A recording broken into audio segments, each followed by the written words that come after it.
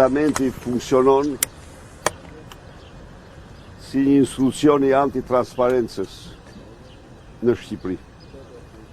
Si një institucion i cili bën gjithçka të fsheh ndaj shqiptarëve problemet madhore të jetës tyre, ndër të cila edhe procesin e integrimit. Shqipëria është i vetmi vend që negocion bazuar në lobime korruptive dhe jo në parimet themelore të përcaktuara nga Bashkimi Evropian për procesin e integrimit.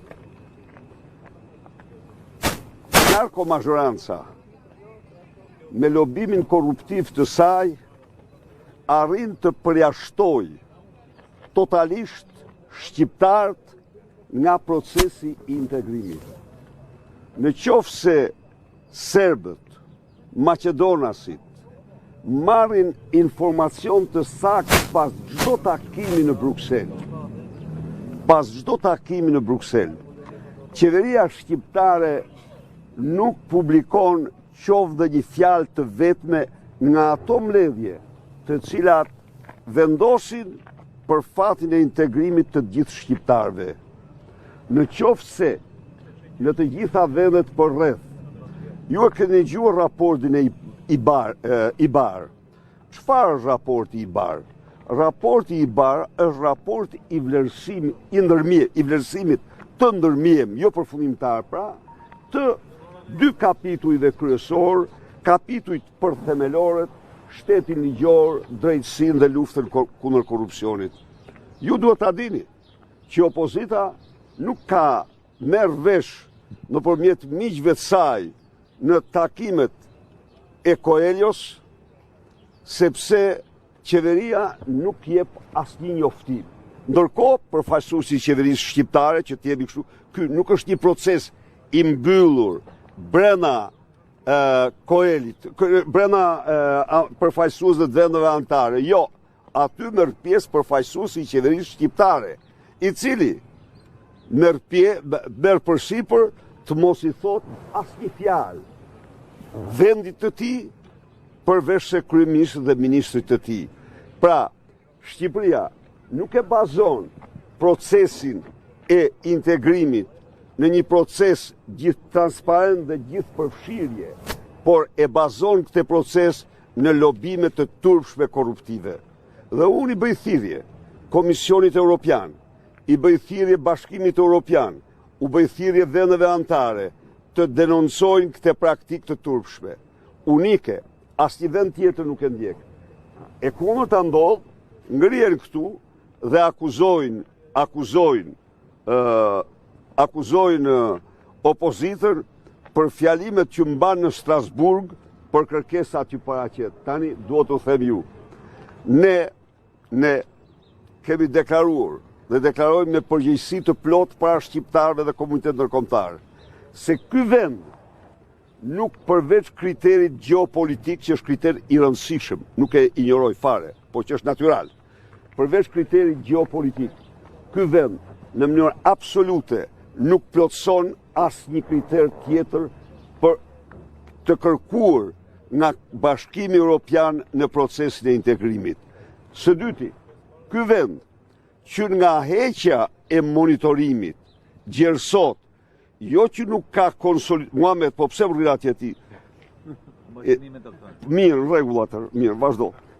Ky vend, ai ka një status të veçantë. Jo, kam bajt shënime që në fillim. Po, ndodh kjo njërë, kam pas dhe i tjetru që e mante edhe afër, e mante fatosja maja dhe unë afër. Është kjo s'kesh banë. Tani vazhdoj. Pra, ky vend, nuk plotëson asnjë kriter tjetër përveç kriterit gjeopolitik, që është kriteri i rëndësishëm.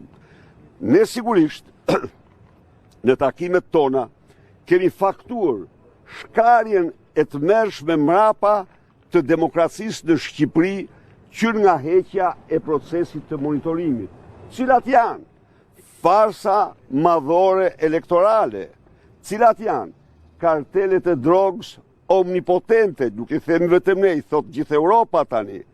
cilat janë bllokimi i tmerrshëm i ndëshkimit i arrestimit të Lubi Ballukut dhe Edi Rama për shkak të vetin. Cilat janë? Pra, janë një përqendrim total i të gjitha pushteteve në duart e Edi Ramës. Të shohim pra, janë këto prapaktheu, këto janë prapaktheu. Kur do njerë më parë, nuk janë dhanë 28.000 hektar kanabis në fushat elektorale. Kur do njerë më parë, nuk janë dhanë 2 miliard euro, nuk janë falë 2 miliard euro gjoba dhe kamata. Kur do njerë më parë, nuk janë arrestuar liderët e opozicës në vitin elektoral. Po marë vetëm këto shembuj. Atëherë, çfarë do themi ne se Shqipëria po bën përpara? Jo, ne do shkelmonim interesat themelore të çdo qytetari shqiptar nëse pohojmë këtë. Ne u themi partnerëve se Shqipëria ka kthim të madh mbrapa.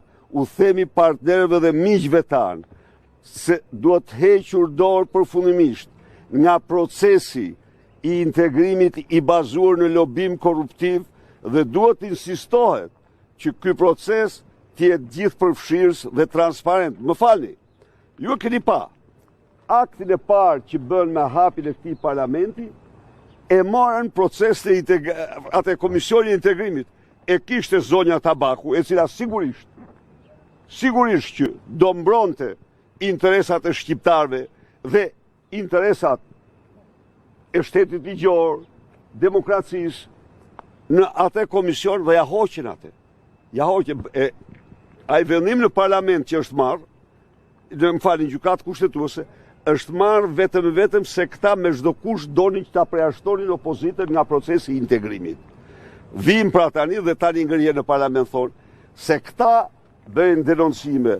Ne këto i bëjmë këtu denoncime. Ne u themi në Strasburg dhe në Bruxelles absolutisht po këto që themi këtu. Dhe i themi anglisht apo i themi shqip, kjo është sipas mjedisit që komunikojmë.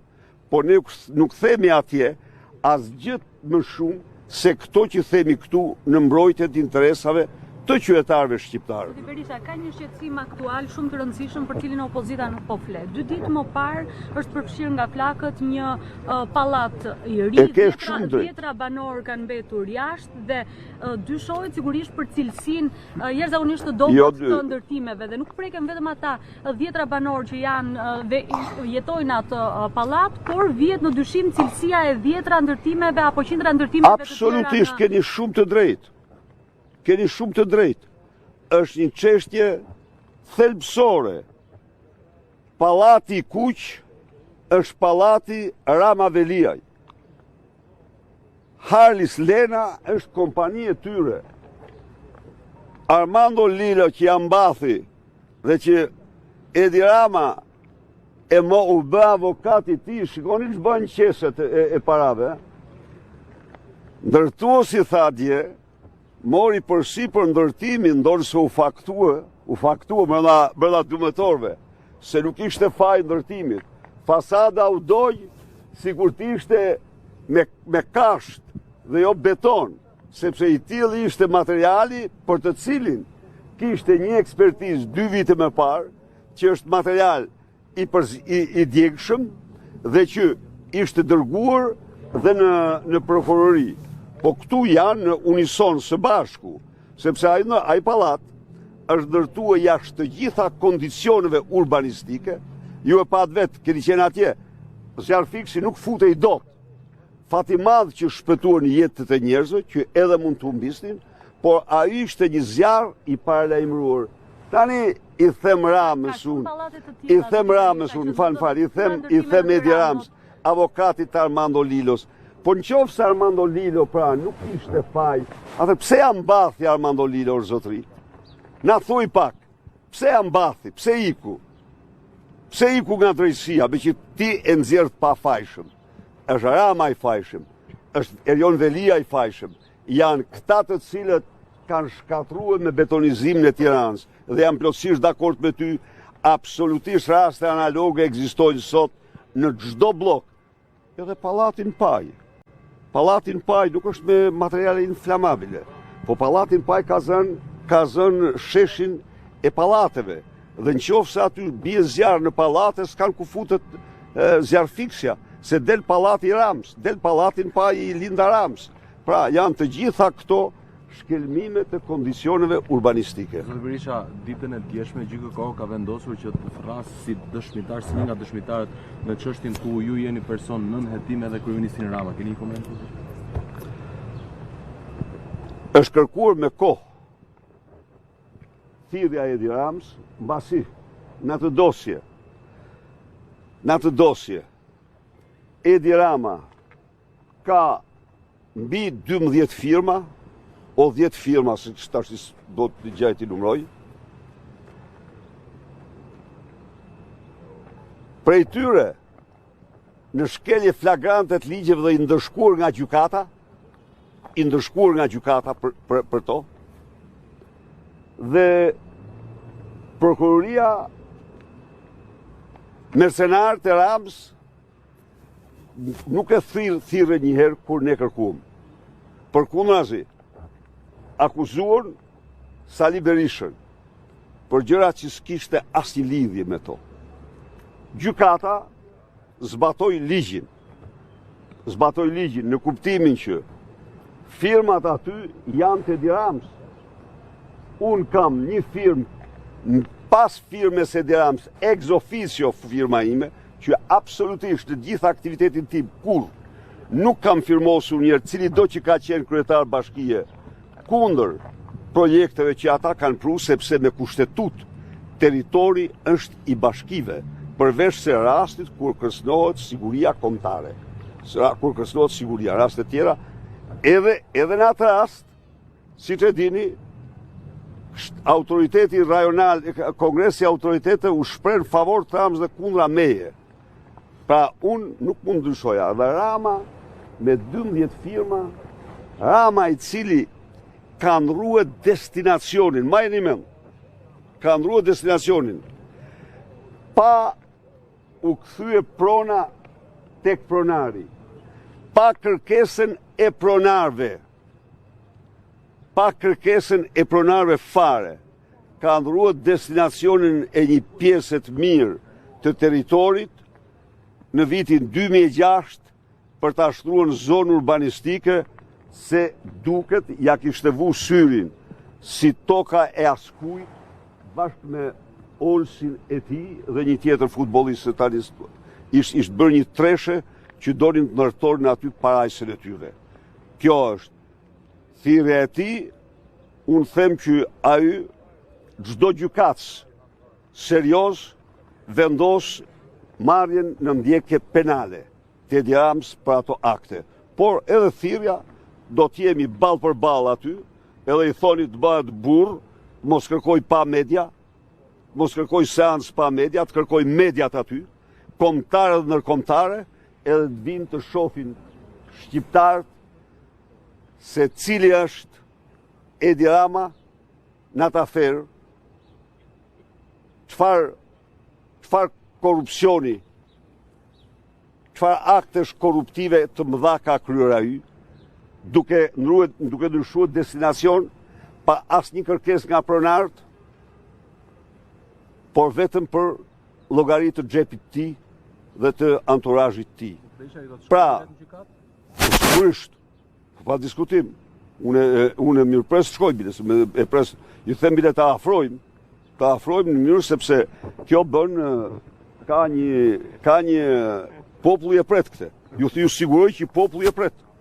Shqiptarët e presin me pa durim një konfrontim në sallën e gjykatës midis meje dhe kryehajdutit që është bërë tash i famshëm në gjithë botën për vjedhjet që u bën shqiptarëve. Mos u prisni përballë me zotin Rama apo me zotin Balla që se kallëzuesi juaj në spak. Tani do me thënë,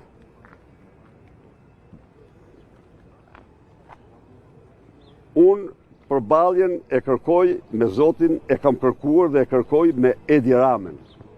Ai është njeriu që ka një aferë të tmerrshme korruptive, ka firmosur ndryshimin e destinacionit pa kërkesën e pronarëve.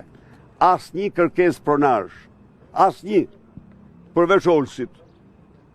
Olsi Rams edhe është dhe i tjetër, një futbollist tjetër, aty do t'ja në para arkiva aty emrin e tij. Mirë u pafshim.